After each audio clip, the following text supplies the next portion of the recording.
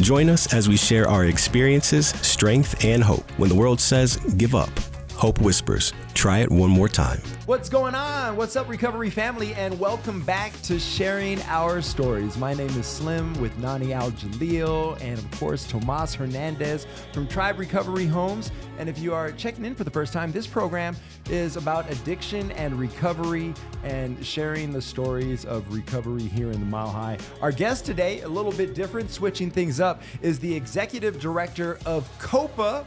Her name is Breeah Kinsella. And we're so thankful to have you here. Yeah, thanks for having me.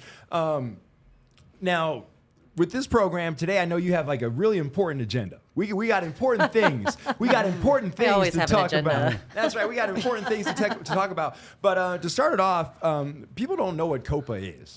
So what is COPA? Sure. That's a great question. So COPA is, and actually, I know people are watching. Is this them here? I feel strange just staring at you. Yeah, just engage. If you wanted to jump on the camera and go like that, I promise there will be no jumping. They're not going to understand that on the radio right now. This morning at Sunday at 7 a.m. that we're actually... Okay, so for the non-7 a.m. crowd, so for the 7 a.m. crowd, I'm wearing combat boots and a dress, so there will be no jumping on anything. He's already jumping on you.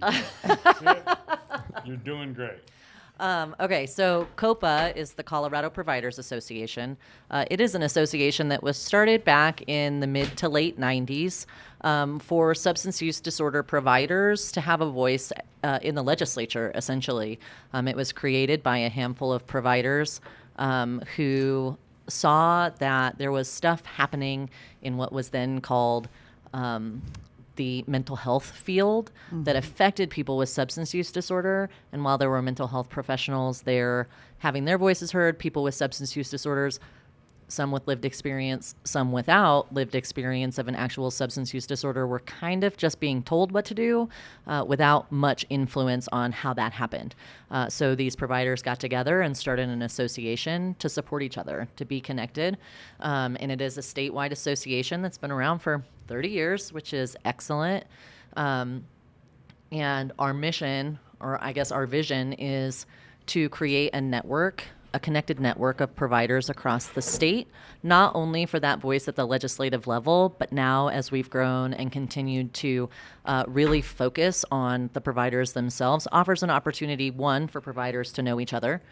So whether you're a provider down in Cortez, Colorado, 8 hours from here, or a provider in Fort Collins, just an hour from here, or here in Denver, you have people in your industry who understand what you're going through, who have built maybe what you're just now starting to build, who are there to support you. And also we work really closely with the state agencies that have their hands in substance use disorder provisions, whether it's prevention, harm reduction, treatment, intervention. Did I miss one? Recovery. I'm here on a recovery show. I should not forget recovery. Yeah, mental health. So we have providers across the continuum of care. Over 45 providers now are members of COPA. We have quite a bit of representation from recovery. Tanya Wheeler, who was here not too long ago, was one of the very first recovery members of COPA, and I'm sure that she will come up again. She is absolutely one of the reasons that we have such great representation on COPA of recovery folks. So we support not only the executive directors, that's how I know Tomas, but also all employees of the organizations who are members. So while Tomas has frequently shown up at our board meetings to have his voice heard, his employees, like you, his employees are also invited to come to our trainings, come to our networking events, meet their peers in the industry from across the state, so people aren't so isolated. Because we know there's a lot of secondary trauma in the work that we do. I was a provider once upon a time, and we know that it's each other that helps us get through the hard work of saving people's lives. What got you into working with COPA? Oh, that is a long story. We have some time. So I was in the Coast Guard a long, long time ago, back probably about the same time that COPA started. And I'm from a very rural place in California that had a real meth problem. And as I watched as my friends kind of dealt with their meth problems, I knew that I had to get the heck out of there And so I joined the Coast Guard, which at the time was under the Department of Transportation, but was primarily responsible for drug enforcement, right? We were trying to stop the free flow of methamphetamines into the country, and also immigrants. And because I'm from a rural place, all of us understand what these rural values that have become so highlighted in our public, in our policy. The way to stop substance use was to get the dealers, was to get the people who were bringing the drugs in and spreading them throughout our country, right? And so I was absolutely convinced that being a law enforcement officer was the way that I saved my friends. I was wrong. Can I ask you a question? Yeah, of course. Because I'm a huge meth head, and I've never seen a lab on the water. There's actually quite a lot of drugs on the water. I know, I get it, but I'm just saying, a meth lab, this is where my mind went. It was like, okay, you got to get the anhydrous out there. You got to get all this stuff to cook it, and you're on a boat, and you got to really sit still, and the thing's rocking, and you're trying. Man, it's gonna. I just see an explosion, ready to happen. So I have a funny story. So once upon a time, I was, assisting some friends of mine in a location that I will not disclose, and they were driving a Coast Guard boat around, and they caught drugs, and they caught a lot of cocaine. Okay, that makes sense. And so they, I'm sure y'all know. For anyone listening who doesn't know, cocaine comes in bales. It doesn't come in little baggies. You're probably not going to find the level of drugs that we found on the ships, like just wandering around on the streets. That's probably not a thing you see every day. Right. Not to say that it does not exist. Mm-hmm. Like I believe that it exists. Anyway, one of these bales got a tear in it in the hustle and bustle to get those drugs off of the boat into our ship. And so what happens when a cocaine bale tears in a ship that has ventilation is that the cocaine gets into the ventilation. That's awesome. This is amazing. No. I wish you 10.5 years plus, just kind of plus my last 3 laps I was on that boat. That's what we call it. It can get kind of hairy, and so all comms in the Coast Guard from ships to land are recorded. And so there is a recording somewhere from the 1990s of a group of young men, because, most people in the military are young, a group of young men who were absolutely high on cocaine because there was a tear in the bale that got into the ventilation of the ship. Somebody told So hilarity ensues when people hear those recordings. So yes. So that was the start of my work in prevention. Essentially, right? My prevention experience started with law enforcement, and it was because I was afraid for the people that I saw affected by this problem, by this situation, right? Drugs that were killing people, killing my friends and my family. And so from there, I was in the military for about 8 years, and a couple of things happened that were really tragic and influential in my young life.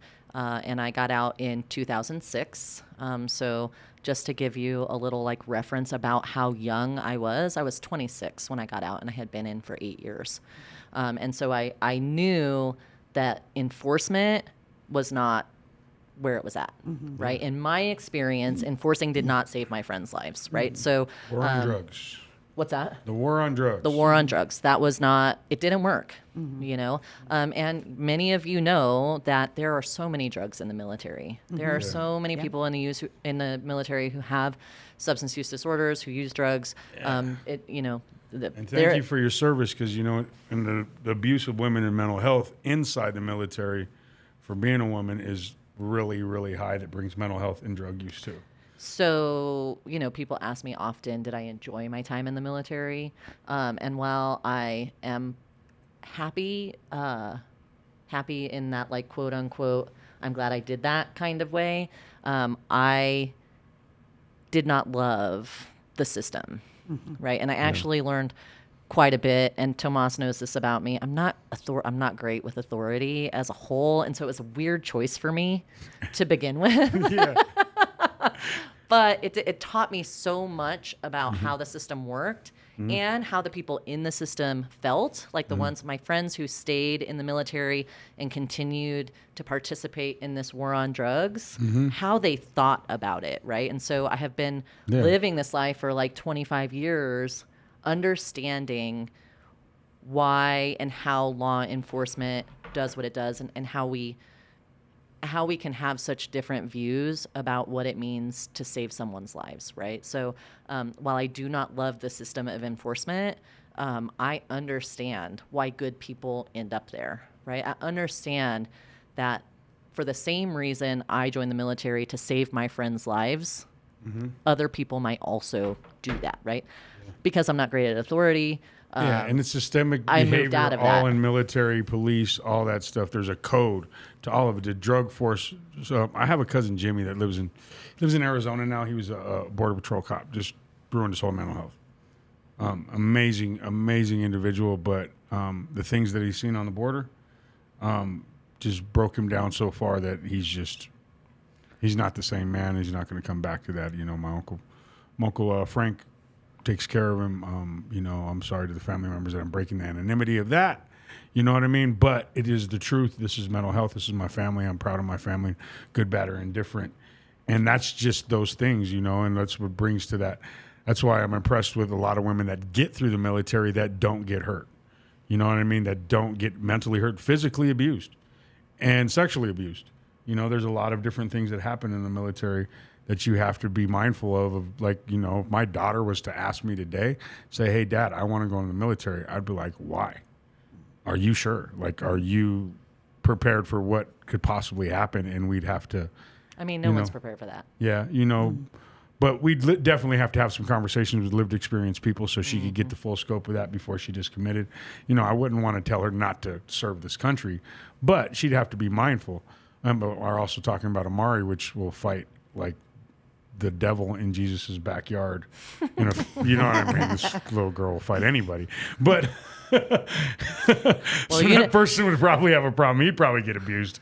My daughter wants to go to West Point, and I'm kind of like, are you sure? Are you sure? Like, of course, I totally support you. And also, are you sure? Like, you should probably talk to people who aren't me because, she's 15. And so nothing I say is right. Yeah. But she could talk to other women that I know who have been in the military, and that would be helpful. Yeah, we still haven't put her on here.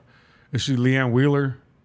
Huge military. You know what I mean? That woman has done everything in the military and walked through that whole walk. Because, thank you for the people. Thank you for your service, everybody that's been through that. It's just those things, everything, because we were talking earlier, the reason why I'm bringing it up.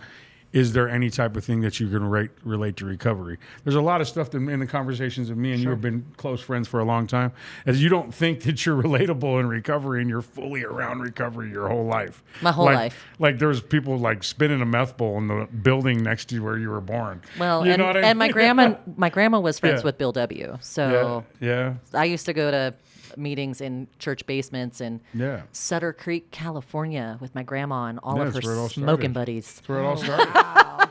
Yeah, that's pretty. So I'm fully in it. So I just got done with the AA, the AA Big Book, and it was funny. It was because like you look at all that stuff the way they used to talk. So like I'm labeled as the outlaw safecracker. That's just the way. That's what my part. There in are that so book many is. things that I could think about that. I'll take it because the vagabond in there. I don't want to be the vagabond. I love it. No, and so that really was. Listen, my whole life I've been around people in recovery, but I don't think I understood what it meant until I started experiencing the world for myself, right? I am a normie. I am not in recovery, but I have been surrounded by people in recovery my entire life. So after the military, I wanted to get as far away from that as humanly possible. So I joined AmeriCorps, which if you've ever been in AmeriCorps is basically like the military for social services. So I went from one military industrial complex to another. And I'm super grateful that I did because that's really where I got my feet under me in terms of prevention. So I am a prevention specialist. My background is in prevention. My education experience is in social work and psychology and business, right? And so I took all of these things and put them into prevention. And I started my service in social services, working with St. Louis Public Schools, Ferguson Public Schools. So if you've heard of Mike Brown, those are the schools and adjacent that I was working with. And I was tutoring English. Okay. Right. And if you've ever been a tutor in an underfunded school, you know that basically you do whatever job is available. And so when the science teacher died, You're a science teacher. I became the science teacher. Right. And simultaneously, when I started doing that, I was also working at Missouri Division of Youth Services. So I was working in jails, and I was working in detention centers, and I was teaching kids debate skills. If you've ever taught a kid in a detention center debate skills, I'm telling you, that is an untapped resource. We should definitely be getting those kids into the Capitol building, You got a lot to say. because they got stuff to say. They know what they're talking about. They have lived experience unlike anything I have ever seen in my life. And so that is really, we didn't call it prevention then. They probably don't even call it prevention now. It's probably prevention specialists like myself who we got to really have love a prevention. definition, Yeah. decompression and shower before we go into session next year. 'Cause last year know. they had some words that we were saying. I was like, what are you talking about? Yeah. Like BIPOC? What you mean? Tupac? What are we talking about here? You're no longer a minority. You're in the BIPOC community. I'm like, who made this up, man? Well, you know, they don't. Like, I'm not a Latin X. There's no X at the end. I'm not Malcolm. I'm not Latin. I'm a Chicano.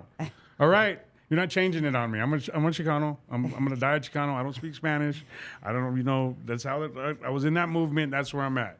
But Look, I'm a words girl, but sometimes it's hard to keep up. Yeah, It's it hard to keep is. up. Like, they'll just have some stuff. I'm like, no, I'm not that. No. No, absolutely not. Yeah, I love me some words, but sometimes I'm like, wait, which one is this today? I forget. Yeah. But so, most people don't call it prevention. Most people don't call tutoring prevention. They don't call detention prevention. They don't call this stuff prevention. But in my experience and now in my education, I have learned that I started my career in social services as a prevention specialist because I have always, since that very beginning, like, how do I save my friends? All I ever really wanted to do was to have strong enough relationships that I could help a person before it got too bad, right? Was I the person that they could talk to? Was I a person that had resources available? Was I a person who understood enough about their life that I could really support them in the way that they needed? And like, the way that Tomas needs support might be different than the way my daughter needs support, might be different than the way my board's president needs support, right? Like, everyone is different. And do I have enough information within reach to help a person if it becomes necessary? And so for 8 years, I was in Missouri doing prevention, getting my master's degree, learning everything that there was about prevention for young people, right? I worked for the Young Women's Christian Association and was able to work in those St. Louis public schools with those kids, know their families, know their school experiences. Like, I spent all of my time in their schools, where some people who are working with kids spend time in other offices and then come sometimes to the school. We did everything together. So these recovery community organizations, right? Like Tribe, like Advocates for Recovery, like so many recovery community organizations across the state of, didn't exist. They didn't exist yet, right? And what we did was provide the services that recovery community organizations did, right? Such as activities, right? Peer building, school support, because it was young people. It was like whatever they needed. Everything. We did all of It's kind that. of like the substitute teacher concept that you're talking about. Exactly. We did everything. I took those kids roller skating. Like, we did everything. I played roller derby. So here's the thing. I had a group of 15 black boys roller skating with the St. Louis Derby arch rival Roller Girls. It's awesome. I love that. In this like rando white suburb of St. Louis. And Roller all of derby's these so roller derby awesome. girls who were like social workers, lawyers, teachers, and all this stuff with all my boys who had never been on roller skates before. It was awesome. It was awesome. And it's awesome. And that really, like, it got me stuck, right? That's Where cool. in the military, all I did was, like, watch bad things happen and things not go the way that I thought maybe they could, to, like, watching these young people, like, getting to experience things they had never experienced before, having a person who wasn't yelling at them all of the time. You know, I don't know if you have teenagers, but I know you do. Having teenagers is hard. And so I know that I was a break for some of those mothers where they were like, oh my God, get these boys out of my hair, right? And so it was fun and it got me stuck, right? And as I got older, I started to realize that those boys were in the situations that they were in, often not because of their own choices, but because of the hand that life had dealt them. Right? And that's that thing about prevention, is understanding the way the system is set up for people who may not have the resources to get out of that system. Right? And so that was the start of systemic thinking for me. Got it. Right? Where it was like, I didn't have that experience. You know, I'm from a rural community, yes, but I also lived in Mexico. I also, like, rode horses that lived on my property. You know, like, I had never, I was stationed in Detroit in the Coast Guard, and that was the first time I'd ever been in a city, really. Right? And so this whole life was absolutely foreign to me, and it began that way of thinking of, like, just because things are done differently than the way that I thought they should be done doesn't mean that it's wrong. Right? And this actually, you know, outside of being around people who were in recovery, was really kind of this foundation of, when we think about substance use disorder, we think about recovery, we think about all of these things. Maybe, just maybe, substance use is not a moral failing.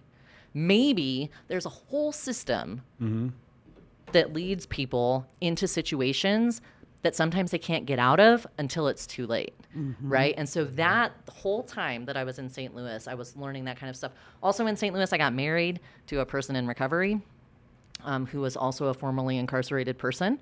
And so I was really, really entrenched in his fellowship program and their community. And, you know, I was thinking about this the other day as I was driving to a friend of ours' dad's funeral. And I was thinking about community and where I learned this idea of just show up. Yeah. Like, you don't have to show up perfect. You don't have to show up beautiful. You just have to show up. And I learned that from the fellowship in St. Louis. Yes. And I texted two of my friends who were a part of that group and was like, everything I do here is because of what you taught me. Right? And so even as a normie, I still am learning from the stuff that you all do in recovery, right? It is long-standing, right? Like, the way you all do. There's a part of me that wishes everyone had to work the 12 steps, right? Yes. Like, just do it one time. Let's see how that works for you, right? Like, let's see how you feel about it afterwards, you know? So there is that part. And then we moved to Colorado. Some tragic things happened in St. Louis. St. Louis is a really hard place to be in. And especially working with young people who are justice involved. And I watched some pretty terrible things happen. And, you know, and Tomas knows this story about me too, is that I worked with some really, really amazing Black women in St. Louis who truly taught me everything they knew or could teach me about working in that community in a respectful way. Because I came there as, like, I might as well have been that Freedom Riders lady, like, taking all the credit for being the white savior, right? Like, I was 25. You know what I mean? I didn't know any better. I was like, I'm going to come save these little Black boys. Like, truly. And these Black women showed me the way. Some of them did it very kindly. Some of them did not do it very kindly. And I'm so grateful, right? Because they taught me a new way. Because in rural California, you don't learn that stuff. In the military, you most definitely do not learn that stuff, right? And so there was a moment when I walked into a meeting in my early 20s with a group of really well-educated, long-time experienced Black women who were from the community we were in that meeting about. And we were talking about a topic, and someone who was in charge of the meeting stopped the meeting, looked at me, and asked me what my opinion was. And here are all of these like amazing experts, and I was still at the center of that conversation, and it made me so uncomfortable. And because of all of the things that I had been taught, I could see it really clearly. And I started to realize that as much as I loved those boys and I love that work and I love the community, I love my friends, there might be other places where like my expertise was better suited. And so we ended up moving to rural Colorado because that's my, that's my experience, right? Like that's who I am. I'm a rural girl. And so we ended up in rural Colorado. And I lost my husband in 2012 to a substance use disorder and suicide. And there was nothing. There was no recovery community. Advocates for Recovery wasn't down there yet. Young People in Recovery wasn't down there yet. There was one NA meeting at a coffee shop that was like at 6 o'clock in the morning, right? So my husband, when we moved to Southwest Colorado, relapsed really bad. And we tried to get him help, and we tried to get him everything that he needed. And we had just found a treatment facility that would accept him without me having to find money for it. And it was in Fort Collins, so 9 hours away, right? And in 2012, like Fort Collins was still kind of a cow town, right? Like, and it was through a church. And we had everything set up to bring him up here to the Front Range where neither of us had ever been. And I told him, because I come from a recovery background and I know all about accountability, I was like, listen, we have a full storage unit full of stuff. Sell everything in there and I will meet you there. But you have to take the first step. You have to sell this stuff so that you can get there. Easy peasy, right? It's one thing. You put it on Facebook Marketplace and it's gone, right? And he couldn't. And he just couldn't make it. And he had called the crisis line in our town, and because they are understaffed and overworked then and now, there was no one to help him. They didn't send the police. They didn't, nothing. I looked for him for days, and it wasn't until we realized that one of his guns was missing that the police actually got involved, right? So to me, and the world that I come from, that was not the end, right? That was yet another fire under my ass to make the changes that we needed here in Colorado. So I packed up my 3-year-old and we moved to Texas, and I started working in an association in Texas, a different industry, but there were some skills I wanted to learn that I was not getting in Southwest Colorado. And so I worked there for a couple of years, learning how to run an association, learning how to research and write trainings for forensic interviewers. Forensic interviewers are people who collect data for prevention of child sexual abuse. And so that was the industry that I worked in for 2 years, learning how to run a corporate nonprofit, nonprofit association. And so from there, I went back to Southwest Colorado and started running the only prevention organization in that 5-county region. And we focused on substance use and suicide. And so for almost 10 years, I worked there in my community, hand in hand, with people with mental health struggles, with substance use struggles. I worked with folks with lived experience who wanted to start organizations to fill the gaps that we were missing. For example, In the Weeds is a really great one, which works with people who are in the hospitality industry. Started after COVID. And those nonprofits of people with lived experience, this guy had 12 years experience in the kitchen, understood how hard it was to manage substance use, what that culture looked like, and decided that he wanted to do something about it. I swear to God, that organization saved lives when COVID hit. A quarter of our population lost their jobs that day. Yeah. He saved lives. And so for 10 years, I did that stuff. And then something tragic happened, as it does. And my daughter decided she wanted to be a surgeon and asked if we could move to a city so she could go to a school that had more than 100 people in it. And here we are. And I just so happened to find COPA, which was this like perfect alignment of all my strange skills. Right? And their whole goal was to expand services to rural Colorado and also increase diversity. Tomas. Sound like it was a dream job. It was. It was literally when I came up here. I was like, "Listen. So there are a couple of things that are true about me. I have some trouble with authority. We all know that. And also, I run on an anti-racism framework. I hire marginalized communities, and I tend to hire people who are coming from rural backgrounds. Now, full transparency. All of my staff came from Southwest Colorado and used to work for me, except for Jacob, who used to work for Step Denver, who I totally stole from Paul. Step Denver's great. Yeah. So and you they look were like great the founder with it. right now with the turtleneck. Thank you. Yeah. Thank you. So Jacob is the only one who did not come from Southwest Colorado, but he is from Pueblo. Ah. So, you know, That had close like enough. had the most at one time. It had the most bars per capita in the United States of America. I mean, Durango is close behind it. Yeah. Truly. So that's how I ended up here. And that's why I love to do what I do. And that's how I fit in so good with the recovery folks, because I've been around them my whole life. You have, yeah. Well, just to and- speak to that is also at the same time, everybody always talks about lived experience. What we needed was a leader of COPA that didn't have actual substance abuse lived experience, so she could be non-biased about situations. Because we as people with lived experience, we can get in our own holes.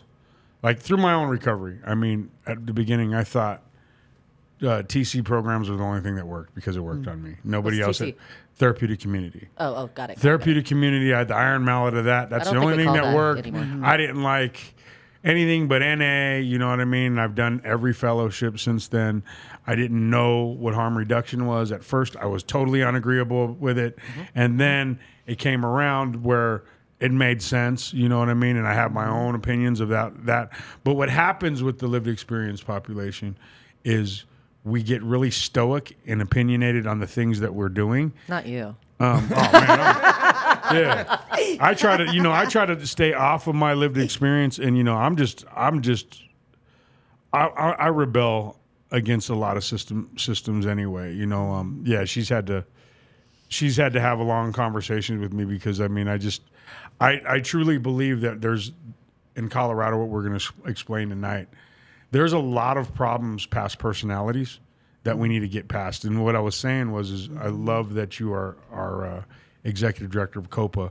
I'm a active member of COPA, and I have actually our new executive director sitting in the board seat, but still I am a family member and active member of COPA through my organization. And we have a lot of great people, and the diversity is coming. The message is getting yeah. But what we do at that Capitol is we make sure that we have a fighting chance for people with mental health and recovery. Yeah. Now, if we had a person that was just one-sided, that had this one separate vision, that couldn't see the scope of things and hear all different sides, we'd be still in the same place that we've been for a long time. And there's a lot of things that have happened in Colorado to where we stay there. There's a lot of things just with me. I know what I do. I'm going to stay there. I know I'm a pre- and post-incarceration recovery mental health guy. I am not a person to own River Oaks waterfall recovery with commercial insurance. I'm not that guy. But I sure like riding horses. Yeah. Are you sure? I'm sure you do. I've lived in Colorado most of my life. I've skied once. Got down the hill, busted my butt open, went and got drunk. It was over.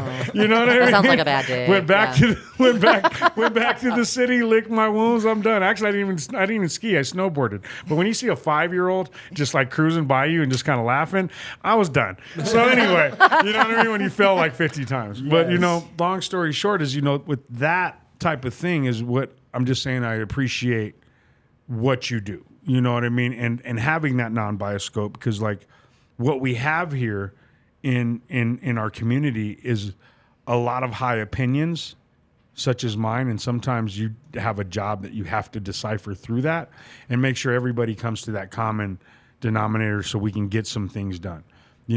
Coming into where COPA was at the beginning, you had a lot of work. It's kind of like you became the head coach of the Raiders. There's a long way to go. You know what I mean? But y'all know I'm the HBIC, and you treat me accordingly. You just stayed on your team? I did. You know what I mean? She's the new AP out there. We got to make sure that she gets through there. You know what I mean? Another California person, but it's those are those things that there's not a lot of perfection out there, but the recovery communities that are out there, the reentry communities, you got to look at those things that you're talking about, like Hassan.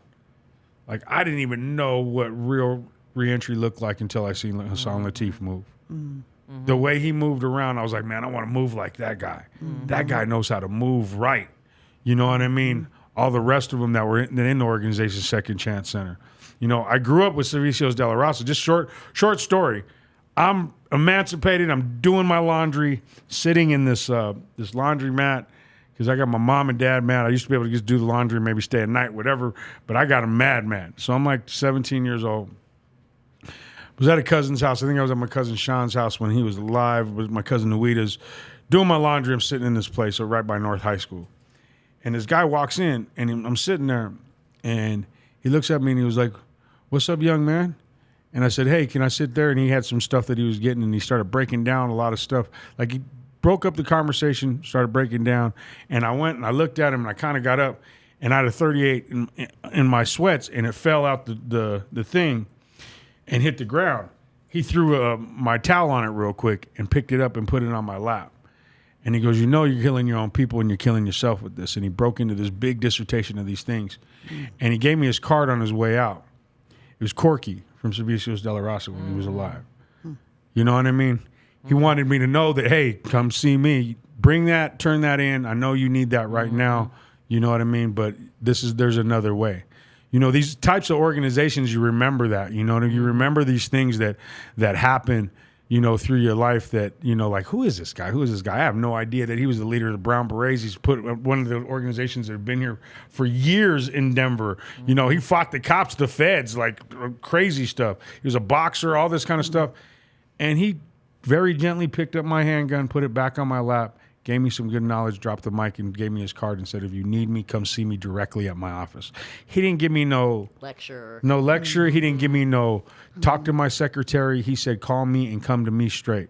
Mm-hmm. You know what I mean? Mm-hmm. And those are those things that we have, and these are the organizations that COPA has on that board. There's also a lot of different professionals out there on COPA that, I'd like to give a shout out. Like,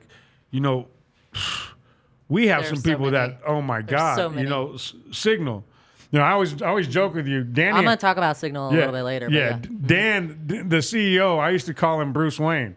Because, he would come in with, 4 people, and you'd have no idea, and you just thought he was kind of like, like how Bruce Wayne walks in through the movie, doesn't say nothing, sits there, they talk, he says, 5 words, and he splits, and then everybody's like, man, let's get that. That's the dude with all the recovery money, blah, blah, blah. He doesn't want to talk to nobody.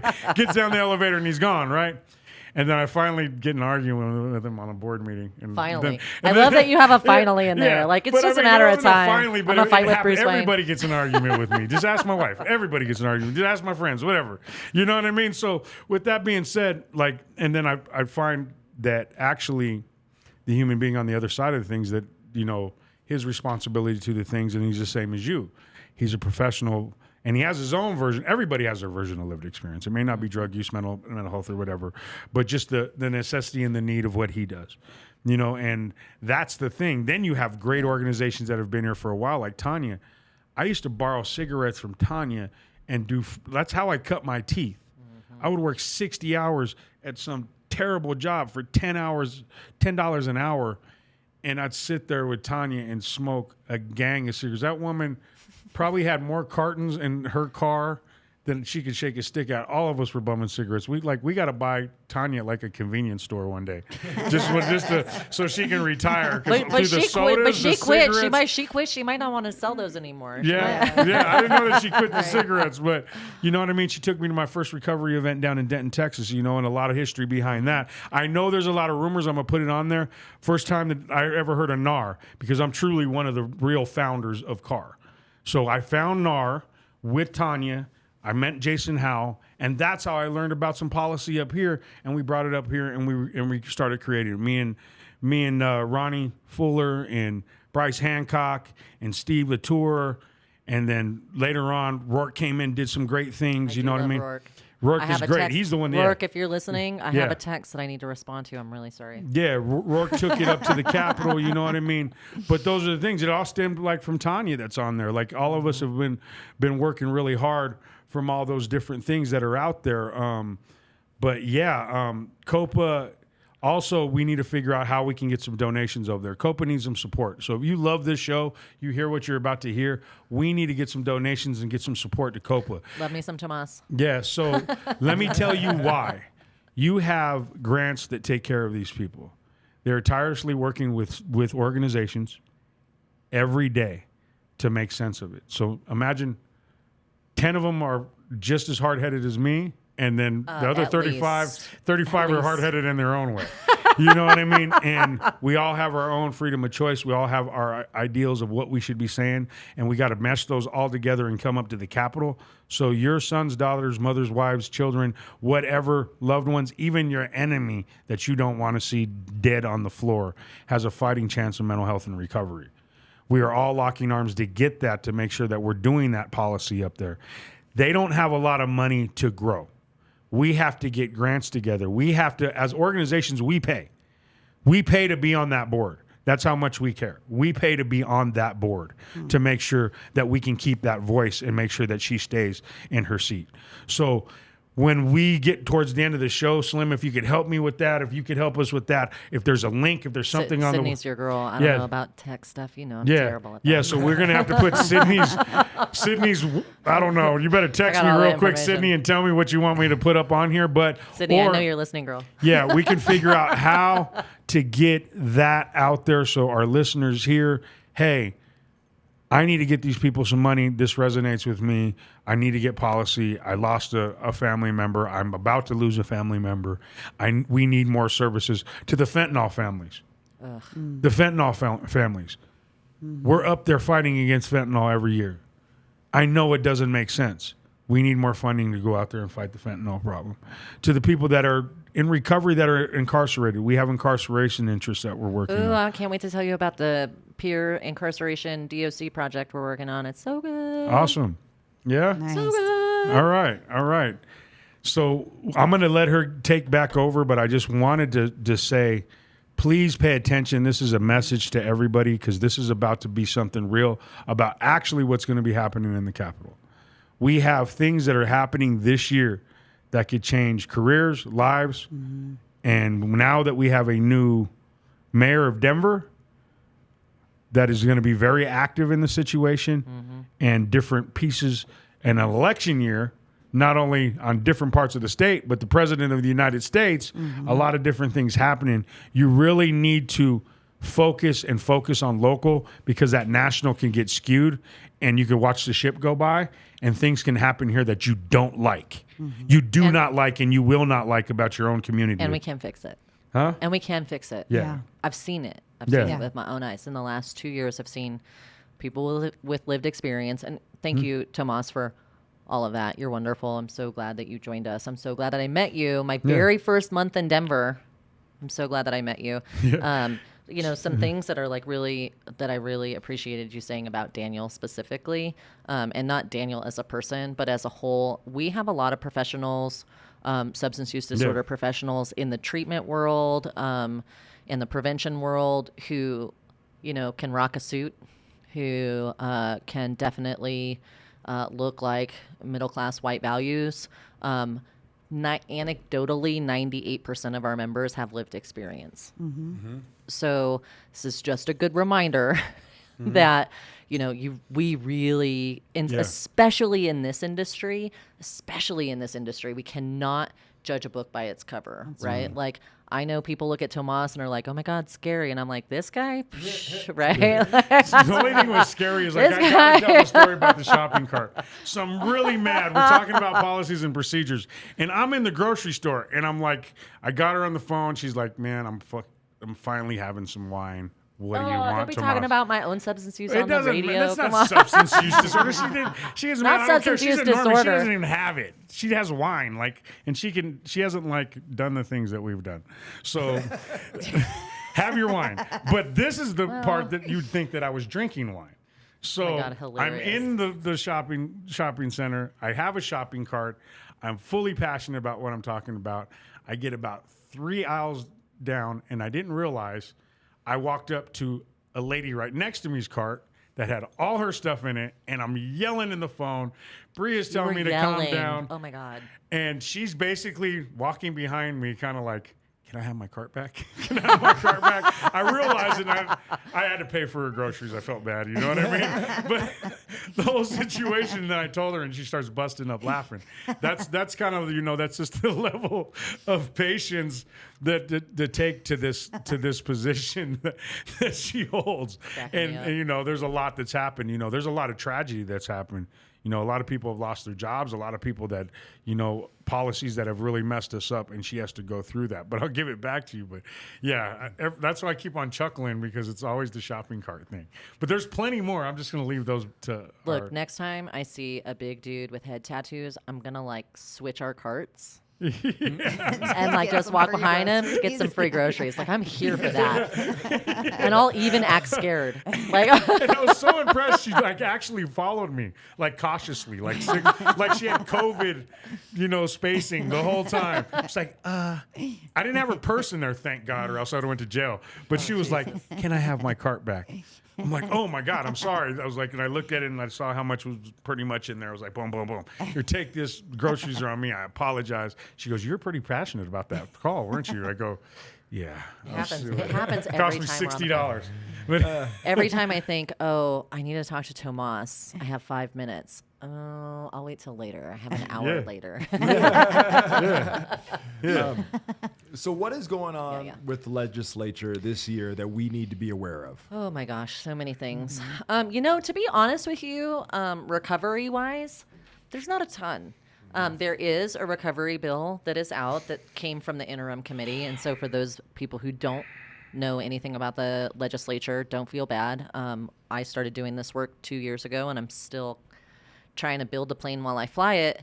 But the interim committee, it's an opioid study bill, a study committee that was established in 2020 to really figure out what to do about the opioid crisis, right? Fentanyl specifically. And they had 5 big bills that came out this year, and those are called omnibus bills. And omnibus bills tend to run more than 20 pages and have a lot of different topics in them, right? So we have a treatment bill, a harm reduction bill, a recovery bill, and a prevention bill, right? So recovery specific, it's not the best recovery bill I've ever seen in my life, but it's not terrible either. One of the coolest parts of the recovery bill that hopefully we'll see make it through the House and the Senate is there is a section of the recovery bill that changes the way that grocery stores can display wine. Mm-hmm. So Raquel Garcia over at Hard Beauty out in Castle Rock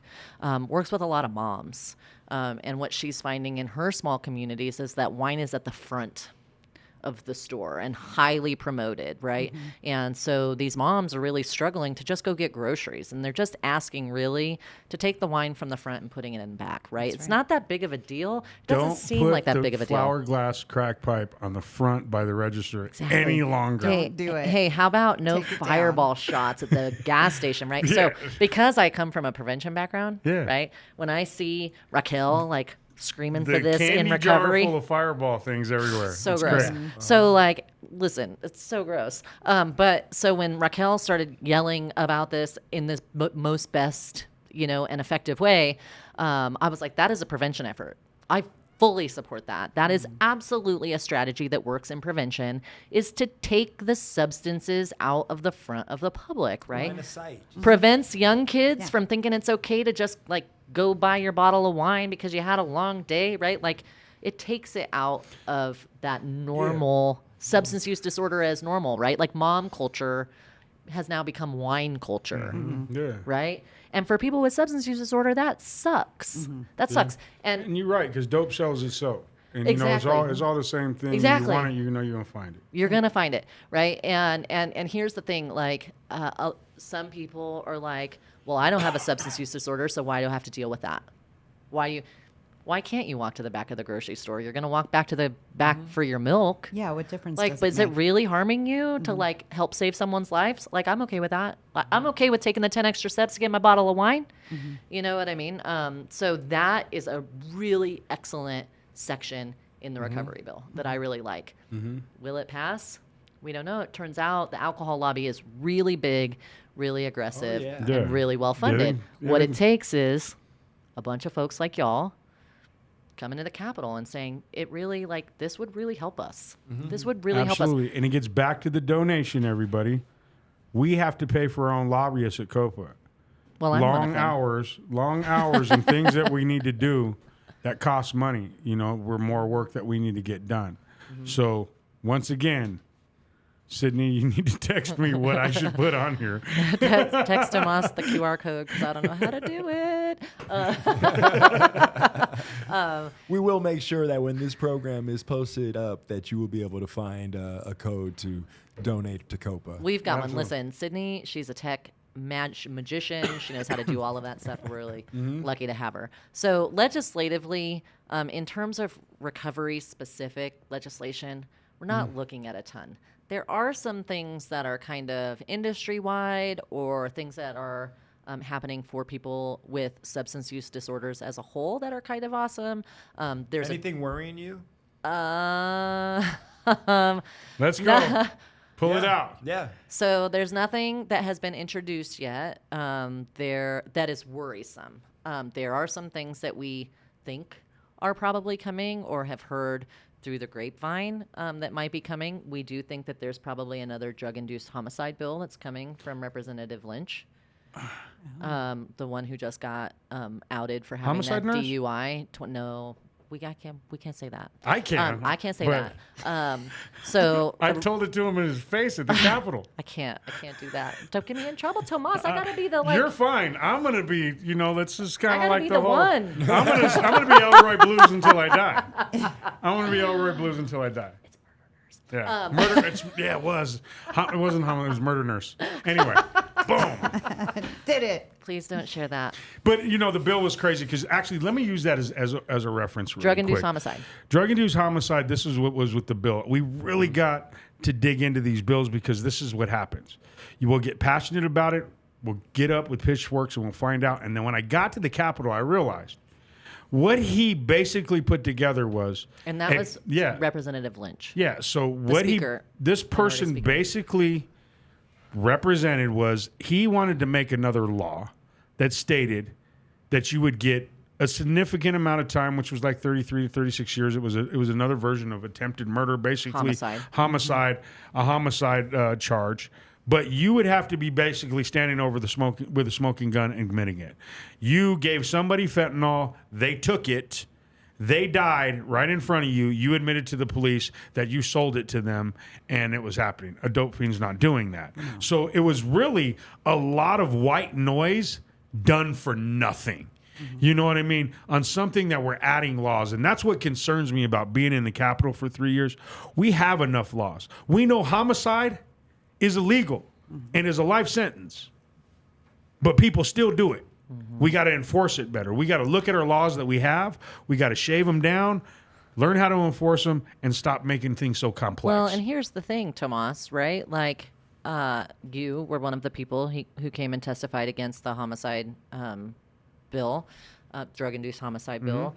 But there were hundreds of people, not only, employee members of COPA, but from all over the state. Yeah. Of those hundreds of people, a significant amount of those people who were in recovery had friends who died by overdose in front of their faces. All of those people would have been at risk. Now, I will tell you this, the people who are coming from COPA are the experts who are providing the treatment and recovery services necessary for people to recover, and instead of doing that, they'd be sitting in prison. Yeah, that is absurd. But the bill still stated that you had to admit that you were the dope dealer that gave it to them. Yeah. So, I mean, you could be in front of somebody But you died. could be coerced into that. Yeah, part you too. could be coerced into it, and yes, and you could be labeled, and that's where it got dangerous. That we had to stop it. So, if you want to talk about neighborhoods less fortunate, however you want to label it, BIPOC, minority, poor, economically challenged, whatever, what have you, the fight that's sitting there. I know me, I wasn't even offered treatment. I was offered prison. And that's where I was going. I offered boot camp. You want to go to boot camp? Well, No. and you know Terry Smith. Yeah. Terry Smith went to treatment like 6 times Yeah. before they were finally like, nah, Exactly. we're done with that. So if I'm standing in front of my friend, which I've stand in front of people that have overdosed. I did a post about this. It was a song that's done by one of my favorite Black Label Society. It's a Zach Wild song, and it's talking about drugs and overdose and this and that. And I did a post about 6 months ago about a person that we found. We left. We got some more dope. We found dead in the other room. We called, and it was just we kept on playing that song. And I was sitting on the couch, and it was like, watched all the dope fiends crawl out, all the rest of my drug using friends crawl out of there, get everything out, have the ambulance come in, grab the person sit there. I'm sitting there numb. The cop's talking to me, wah, wah, wah, wah, wah, wah, wah. Stand up, let me look at you, sit me back down there, take the cuffs off. As soon as the smoke clears, all the party comes back. I got a pile of drugs right in front of me, and I'm sitting in the same place like 12 hours later, just watching it. I wish like a I had like this terrible camera that could just, those fast forward cameras just going through the whole thing. And you see that of how that works. But like these things on these bills, right? Like that's why I got to give a shout out to Lacey Hayes. She's been my lobbyist Love me some forever. Lacey. She has made sense of it for me so well. I was almost on some bills that I was basically getting played for my last name and my record. And by the time that I started reading stuff, like, wait, I don't agree with that. You know what I mean? And that's another form of coercion on this thing. That's what you got to watch in the Capitol, because that's what I'm challenging everybody to listen to the message of what Breeah's saying and look on the website and get involved with Call COPA me. because there's a lot of things that are so complex in these bills, and these people are passionate about putting these bills out. I'm not saying they're wrong just because I disagree. I'm not saying a politician is wrong for their passion and what they're doing up there, what they believe in. They're working hard to do that. We have to work hand in hand. But also science. Yeah. Also, everything. But also science. Yeah, science and everything else. And the first time I went up there, I had a jumpsuit on. I looked like Run DMC with a Santa Muerte chain. Was it purple? No, it was all Red. black. It was all black. I went up there, can't keep 'em and straight. Hassan was like, "Well, that's a look, dog." He goes, "That's a look, my brother. Let's go up in here." So I went up in there with Hassan, testified for this housing thing. We got $5 million after our testimony up in there. He goes, "You never done something like that?" I go, "Nah, man, that was cool." He goes, "That was great." I said, "Should I change And they different?" He love goes, him "Nah, there. you walk in just the same every time." You know what I mean? So They love I him just there. got up there and I started watching, learning, listening. You get really upset. You get things, but really, like leadership with Breeah, having Lacey.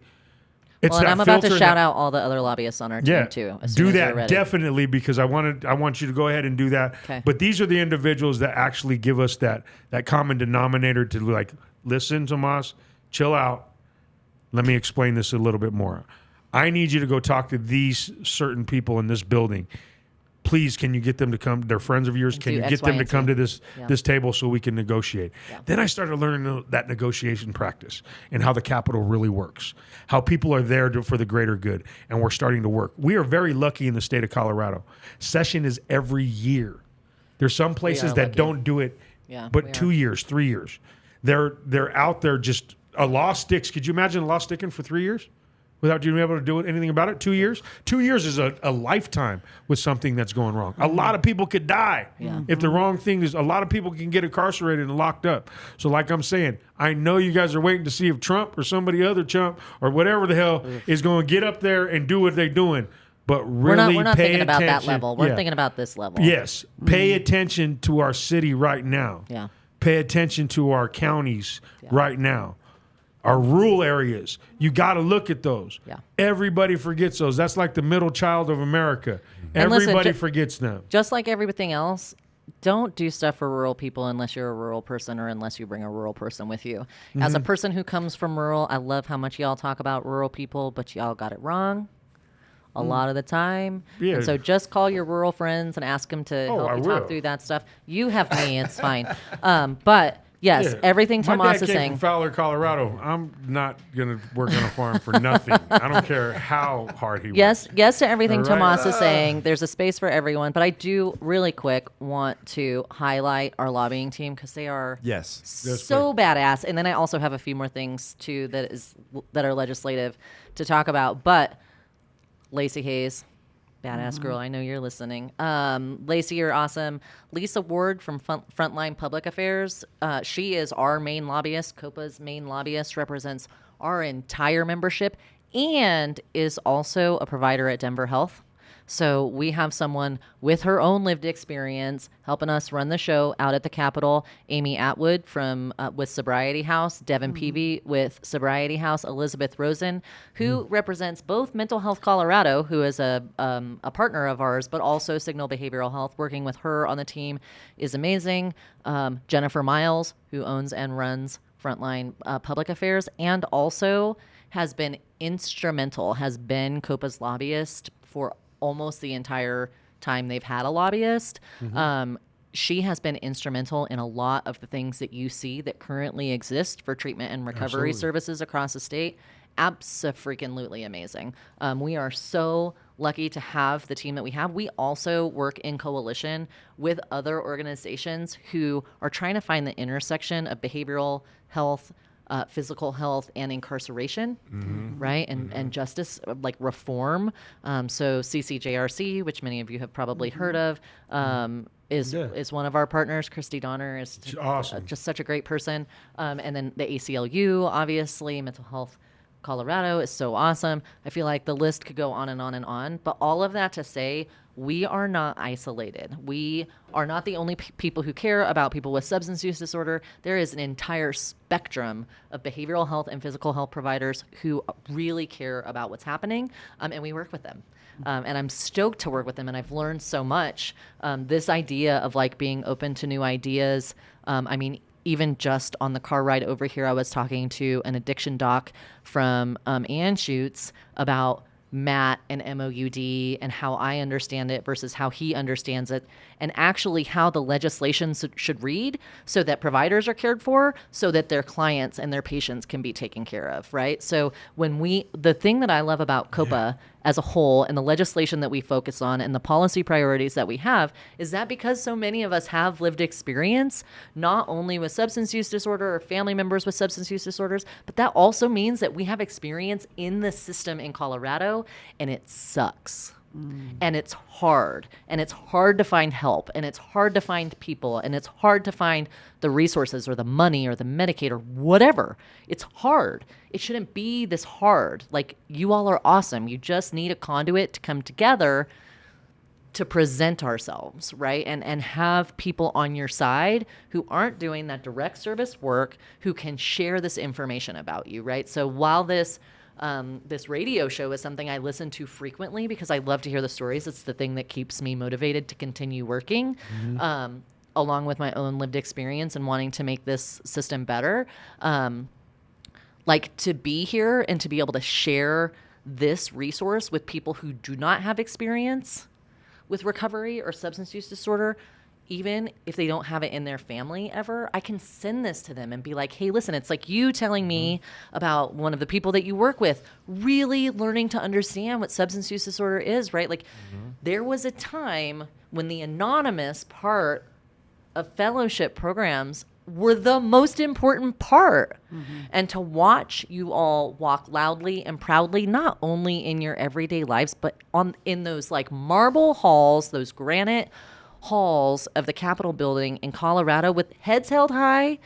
Melissa Martin, the new ED of Tribe Recovery Homes, is just the cutest thing I've ever seen. And she was like, am I wearing the right thing? Do I look good? And I'm like, yes, girl, you look perfect. Totally Because the opposite reason of me. they love Tomas, the reason they love the Raquels, the reason they love the Tanya Wheelers, the reason that they love you all is because you come as yourselves in a way, honestly, that not many other industries do, right? Like we see our harm reduction folks come in as themselves, but most of us are there in suits. I promise you, I don't wear suits in my off time. It's not a thing I love to wear. They're actually quite uncomfortable, right? But we come in one way and you come as yourselves. And I think that that is so beneficial. And it's literally, if I could talk about anything for a really long time, it's prevention, or like come in as yourselves and letting them see the real you, because it's really hard to be a jerk when someone is being vulnerable, right? And you know, it's really becoming a commonplace thing to see a bunch of folks in recovery. Even sometimes, listen, last year we had the very first ever in the history of the Colorado General Assembly testimony from inside a prison.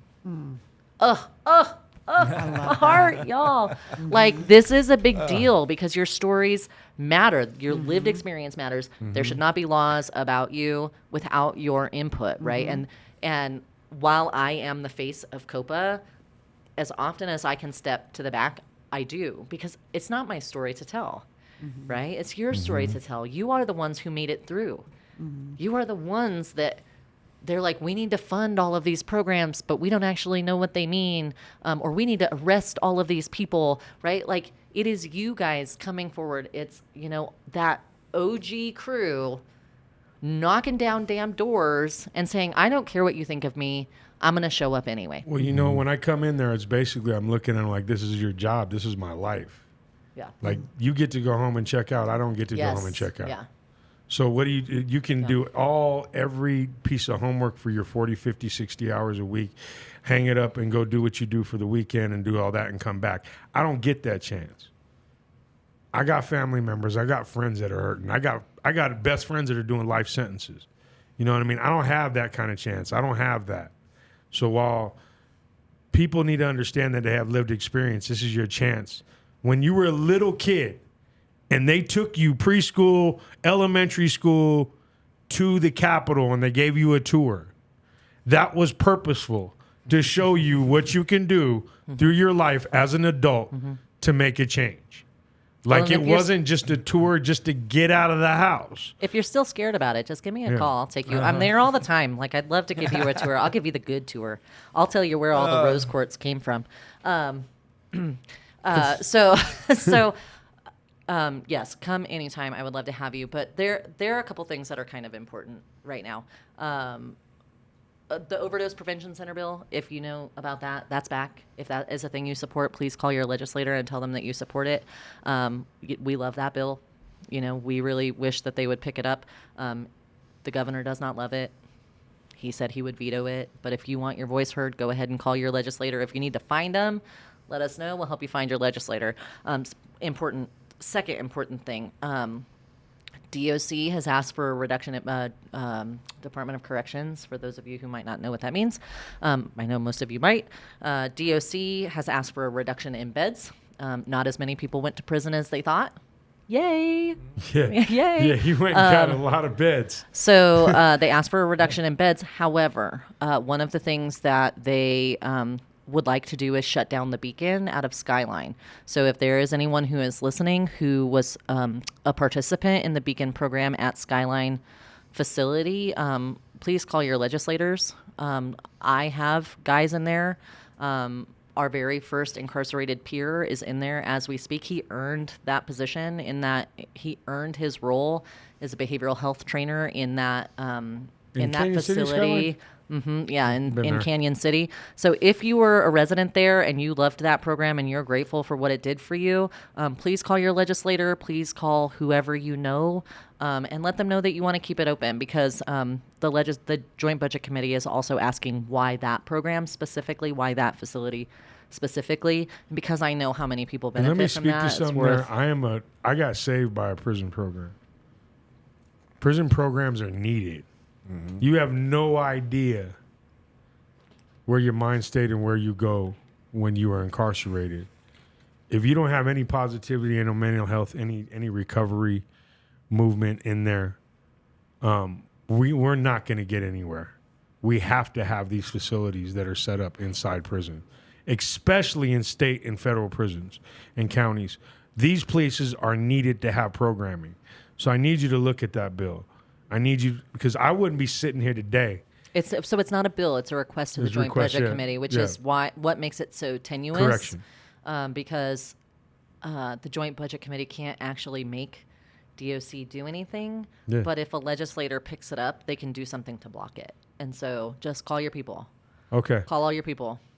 Is there more information on the website for that? Not on the website, but they can reach out to me. I'll get my contact information. That would be great. That would be great. And to tell you, just Skyline, I've been there. One of the 18 facilities I've been to, it's nice. It's trauma informed. It's a nice place. Mm-hmm. It's not something that in your mind, if you wrap around nice quote unquote prison. Yeah, I mean, is it the best yard? Is it the best food?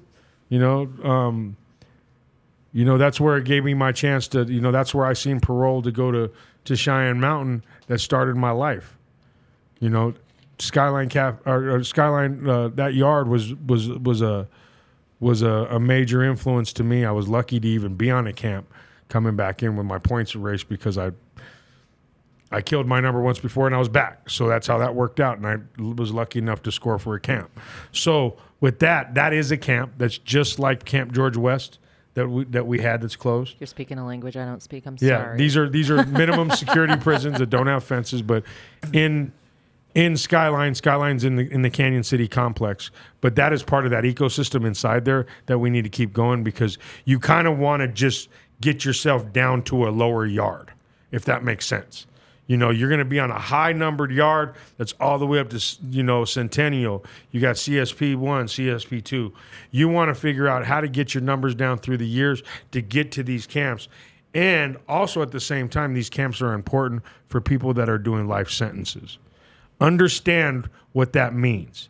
If I am a man that I'm doing all day, sitting in a medium high facility for the rest of my life, 23-hour lockdown, I'm going to be a shell of myself. I'm not going to even be that version with my family if they stick around to come see me. I need to be in something that's trauma-informed, have a chance to work myself down to at least that yard if I'm never going to get out. Humans deserve to be in a place that will help them heal from the life that they have. Yeah. Like if someone ends up in prison, they deserve the right to heal from whatever helped them get there. Yeah, but there's one thing about that. There's some crimes you got to lock a person up. Sure. There's a line there. Yeah. You know what I mean?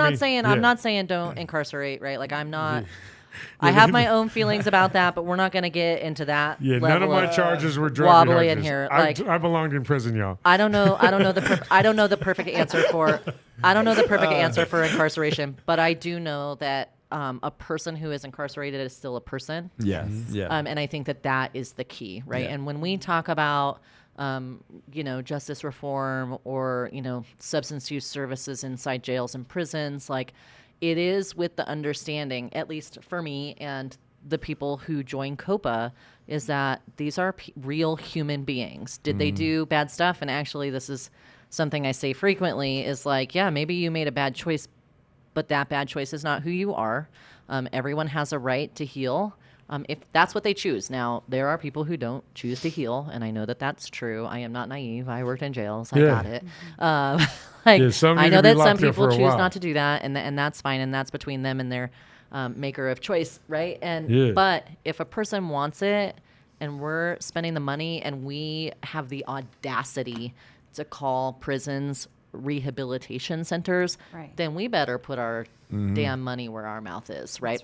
And so, speaking, and really quickly, just to get into the actual reason why I came here, two things are happening around credentialing. One, we know for sure, there is a bill out by Representative Bacon and Senator Coleman, House Bill 24-1004. Look at that, I remembered. Wow. And it addresses DORA regulations for licensed professionals. So if you have a CAT, CAS, LAC, all of these letters are for clinicians. If you are not a clinician, I'm not really going to get into it, but it's basically people who can treat substance use disorders who have higher education degrees and are licensed by DORA. There has been some conversations around people who have been incarcerated having a very hard time getting their licenses through DORA. And so this bill... Extremely hard. You have to have 5 years off paper, So- sober, go in front of a council, Yep. do dog and pony show, and you're on a probationary track. After that, DORA's lost their mind. We don't have enough workers to serve the community, and they're doing more strenuous stuff. Now, I understand things have happened, but there's got to be another solution besides. I actually don't even think anything happened. I think this is just how the statute was written, and it turns out it's affecting Black, Brown, Indigenous, and it is. recovery communities harder than others. Imagine that. Yeah. So this bill, very awesome, will reduce the criminal record to 3 Let's years get it off out. papers. So 3 years off paper, which is great. That's plenty. SAMHSA says that it takes 18 months to fully recover from a substance use disorder. So if you've been in prison for 15 years and you've been working a program and you get out, then 3 years is plenty for you to get back on your feet and get your license. Yeah, I right? agree with that. And also, this dog and pony show that you were talking about, Tomas, that you are forced to do to get licensed will actually change. So if you have not been convicted of a violent crime and you're off papers for 3 years, a regulator has to prove why you shouldn't have a license. Like, you don't have to go in there and prove why you should have a license. You are given your license based on the requirements, regardless of that incarceration record, that criminal record, unless the regulator can prove with evidence that the criminal offense that you had will somehow negatively affect your license. Is that opinionated, or what is the evidence based? Because I just got done Evidence. doing time. I put my life together. I put 3 years together. Yep. I want to help people. I go in front of somebody. Then I got some person telling me that they got evidence against why I shouldn't go help people. Right. And who is the regulator? I don't agree with that. Who is There the has to- regulator that's going to be doing that? Because that's Hey, disrespectful Listen, right there. DORA regulators are statutorily defined. Okay. We're not changing that. Right? They are just like everyone else. But don't you think it's a They little wanna make sure- disrespectful? No, because here's the thing. Like, if this is the example we were talking about This is earlier, what we right? were This talking is what we were talking about. This is exactly what we were talking So about. Right? I am going to get licensed for an accounting something. I don't know. Do accountants have licenses? I don't know how that works, right? So say I'm an accountant and I'm going to go get my license, and I had a financial charge that I went to prison for. And I am trying to get my license as an accountant, right? Like fraud, like financial fraud is not a violent crime, right? So if I come in and I'm like, I want to get licensed as a accountant, and also I embezzled $50 million from this organization. So that's evidence. That's the evidence, Okay, right? but I That's get it. real. That's not like, oh, I don't like Tomas's gold jewelry. That's Tomas beat up a cop yesterday and is still waiting to go to Well, trial. What would interest me is, what are those closing factors of that list? There's got to be some kind of list, because, like for me, what would be that determinant? Well, and so high this speed is- chases, guns, Yeah. whatever. And mine was just barely under the shade of not being a violent crime, because of just the basic how the arrest went down. Where else could have been labeled easily as a violent crime and pled down. So I don't have a violent crime. I'm sitting there with high speed chases, concealed weapons, evading and eluding, all these things that I had. And somebody tells me, for some X, Y, and Z reason, I can't even see why. There is so much stuff that happens when you're addicted to substance abuse. So let me So like, how would you even compose that type of list? So let me explain something that I know you understand, but a lot of people who don't work in this industry, and by this industry I mean the legislature, don't understand. So there is a difference between like statute and policy and bills and rules. Right. So we all know, well, those of us in the industry know what the Behavioral Health Administration is. Yeah, So BHA. 2 years ago, we wrote a bill that created the Behavioral Health Administration. The thing was like 300 pages long. Y'all, we had like 4 days to read it. It was terrible, right? And why it was 400 pages long is because we had to have in statute which departments needed to go where, and who, like how it was funded and who was in charge. What we did not do in statute and bills was make all of the rules that the BHA has to follow, because some things need to be bills and some things need to be rules. Rules are managed by the state. Bills are managed by the legislature, right? I don't know about y'all, but I don't want a bunch of politicians telling me how my mental health program should run. Okay. Right? Like, some of them are great. Some of them have been behavioral health workers. Some of them have not, right? So we get together as experts and say, here's what these rules should be. And that's where the rules come in. And so what you're talking about, Tomas, is not legislature. What you are talking about is the rules, right? So here's a bill that says regulators have to do this. Like, regulators are forcing people to come prove their worth instead of finding proof that they shouldn't have a license. So we need to first establish that. And then once that passes, then we can establish what those rules look like. We take it out of the legislature's hands. We put it into the state experts' hands. So these stories that you have, that's where you bring those. So you can say, look, the rules need to look like this because this is this. This is the reality, right? Those happen in the rules. So this is, right? How would you know that if you weren't working? I didn't know that when I got here 2.5 years ago. I was like, what is this craziness? Yeah, and everybody that's listening, I'm purposely challenging so we can get it explained, because I know that you have these type of questions. So I'm throwing these out because I do know how the process works, but also it needs to be re-explained, because I'm sure out there you're like, wait a minute. Help! What do I do? And it deters people from wanting to be in the industry. You know, some people are just afraid of school in general. And if you got a certification that you're going to get put under a microscope again, they're just not going to do that. And we got a lot of great people.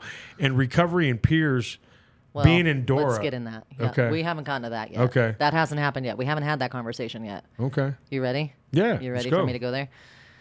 Okay. So this is full disclosure. Like, up front, this bill has not been introduced yet. I have only heard rumors. I don't actually know what's in the bill. I know the representative that wants to introduce it. I know some other people who might be interested in something like this. But this is not a thing yet. So please don't panic. It is something that I'm thinking about, and I'm here trying to get ahead of the situation. So many of you who are listening, many of you here, understand what a peer is and how instrumental peers are in the recovery world. What you may or may not know is that peers are valuable everywhere. They're valuable in healthcare settings, in school settings, in prisons, for mental health, for substance use, for other family members who have gone through stuff. Like, I can't tell you how many wives I've sat with whose husbands have a substance use disorder, right? Peers are valuable. And when I got here, I got my board together, I got my executive committee together, and I was like, tell me your top 3 priorities for COPA. And one of the 3 was peers, development and professionalization of peers, right? And so what Tomas said earlier about me being an unbiased person who loves people in recovery and loves the recovery movement, I can look at the peer industry from kind of this 30,000-foot view and communicate and also translate from peers to legislators, to police officers, to state departments, to whatever. I can take this vision that you all have created, right? This is the Tanya Wheelers of the world, created this path, and I can help carry that message in a different way, right? As a person who's not in recovery, as a person who can look at it without, like, my livelihood being challenged. And so the peer certification, the Certified Peer and Family Specialist credential, is actually implemented by COPA. Now, a lot of people think, and I'm going to make things really clear before I say what might be coming, because there's a lot of misunderstanding about what the CPFS is, right? So CPFS, Certified Peer and Family Specialist, are peers who have a substance use or mental health disorder, a family member with a substance use or a family member with a substance use or mental health disorder, right? So the lived experience is substance use, mental health, or family, right? Our peers, our credentialed peers, have lived experience, right? They have to self-attest to that. They have to be willing to share it. They have to let us share their information if someone calls, to a point, because they're also protected, right? People with substance use disorders and mental health disorders are a protected class under disability law, right? Like CFR 42 Part 2 says that we can't share your substance use history. We can't share that information. So that's a protected class. But I think what's really important is that while COPA administers that certification, what that actually means is that we sit on the board of IC and RC, which is some letters that basically mean a bunch of peers and prevention specialists who work together to create the system and create standards from across the country, and internationally, right? So internationally, for the CPFS specifically, peers across the world get together to create standards, best practices for peers, and have a credential that says they have been trained, supervised, have work experience, and have lived experience, and agree to follow a code of ethics. And so those are the components of being a certified peer, a credentialed peer in the state of Colorado. Another thing that people get kind of confused about is that COPA does not vote for who gets to be certified. You are prohibited from sitting on the CPFS committee if you are on the board of COPA. So the CPFS committee is made up of peers, mental health, substance use, and family peers who are certified and who understand the industry and are willing to provide credentialing support, to provide oversight during ethical violations, right? Like lots of people will say, there's no oversight of peers. That's nonsense. There are people who say that there's no code of ethics. Nonsense. There are people who say that no one is evaluating grievances. It's nonsense. Those things exist. There hasn't been a person like facing this head on, right? There hasn't been a person out there promoting it the way that we have been able to do. Can I do a quick summary on some of the stuff? Yeah. Well, let me say. Go ahead. Yeah, let me say one thing specifically. The CPFS has been around for 12 years, and for the last 12 years, COPA members have paid for you all to have your certification.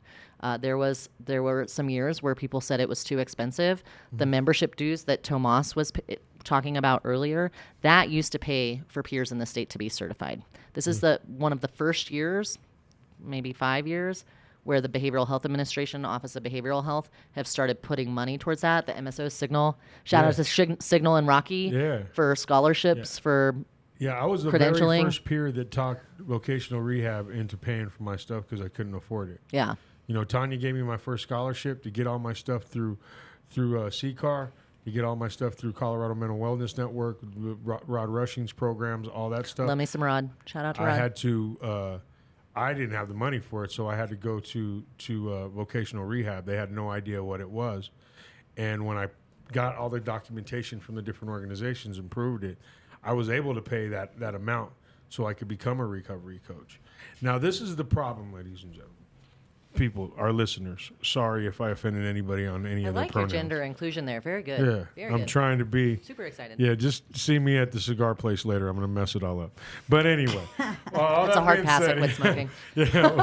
Anyway, I know you'll never ever be in there. I'm just saying that I'm not this well controlled. But the thing this is about is this. We know how to regulate ourselves. We're not children. We have worked very hard for years to put ourselves in a position. We don't call it regulate. We call oversight. Oversight, whatever we want to call it is oversight. We're not a government agency. Well, it's trying to get there. People in the industry are trying to push it to regulation versus our own oversight.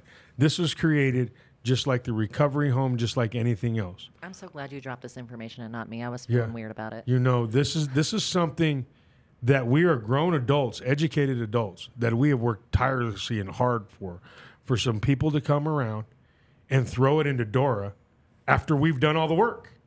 We've done all the work to get here. And then you're going to take it and regulate us and tell us how it works when you were there, not even from the beginning to the finish to the end, and then make it into something because it's not. It's like me taking somebody else's child and telling them what's the matter with them. Okay, so you know what I mean? So in my opinion, but let me kind of wrap that up into a neat little package. So there are peers and clinicians in this world who think that a certified peer and family specialist should be regulated by DORA. Now, after hearing what I just said about all of the struggles that we had at DORA, it sounds like a terrible idea. It's a terrible idea just from that alone. But there are a couple of other things that make it actually a really not awesome idea. First of all, in 2020, a group of people took this idea to DORA and asked them to do a sunrise. So if you don't know what a sunrise is, it means a data collection, like analysis, evaluation of what DORA would want to do if they certified peers. And basically, they came back with a hell no. Like, everything you're asking us to do is actually the responsibility of the organization who's employing peers. Now, there are all kinds of stories flying around about the grievances that could possibly happen, right, for peers, because it is true. Like, those of you who are peers who are listening, you do really valuable work. And there is the potential for great harm if you abuse that power that you have. Because as a peer, you absolutely have power. And in the 2.5 years that I've been here doing this, there have been numbers approximate for the big ones. 10, that's the biggest number you're going to hear today. 10 grievances have come in. 3 had some kind of determination, like moved from my hands to the committee's hands, where there was actual factual evidence that you weren't just mad at your friend and throwing them under the bus. 3 with actual evidence that I could pass on to the committee. Of those 3, 1 was a self-attestation to a DUI. Because the woman works a recovery program, she wanted to be really open and honest about the fact that she had just gotten a DUI, and she wanted her organization and the peer committee to know so that they could help her with her recovery plan, and that is exactly what they did. The first one that I ever got sent to the committee, which was probably 2 years ago now, was a relapse. And the person reached out to us and said, I had a relapse. I just want you to know. The committee worked with the person to create a relapse plan, right? Because restorative justice is something that we believe in because y'all are peers. It is your lived experience and your recovery. That is the most important part of the peer certification, right? So, and then the last one, which happened actually like 2 or 3 days before Christmas, was the very first time in the history of the CPFS that a full revocation happened because of a code of ethics violation. We have removed that person's credential, and because it happened, and because there are people who are looking at DORA regulation, we are actually working with the Oregon State Board for Peers to create a front-facing public registry that can tell an employer if a person has a good standing certification credential or not, or if there has been a grievance that a determination has been made. So the determinations that can be made are nothing happens, there's no actual code of ethics violation, which is more often than not the thing that happens.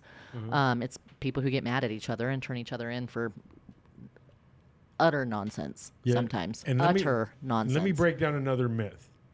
People think that if DORA regulates, it's going to take care of a fraud Medicaid problem. Let me break it down as a CEO, as an owner that's in the industry. Yes, that licensure, just like what she explained, that peer or that organization, those people that are under that credentialing could be stripped of their license. Yes, that can happen. That is a DORA thing. And also we can take their credential. Yeah. And you can take their credential if DORA, I'm just hypothetically saying DORA has it. DORA has this licensure. They can take it. But that does not do anything to the owner and the organization. That's Medicaid. Medicaid and the federal government have their own line of attack to take care of that situation. It has nothing to do with the DORA office.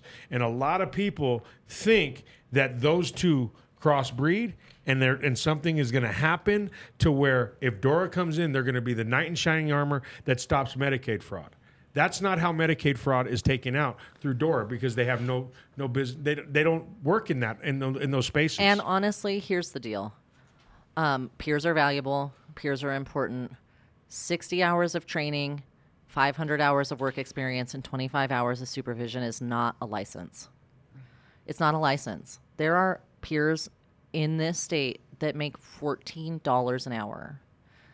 Those poor people should not have to go through being licensed. It's not going to make people pay them more. It's not going to make organizations think they're better. Exactly.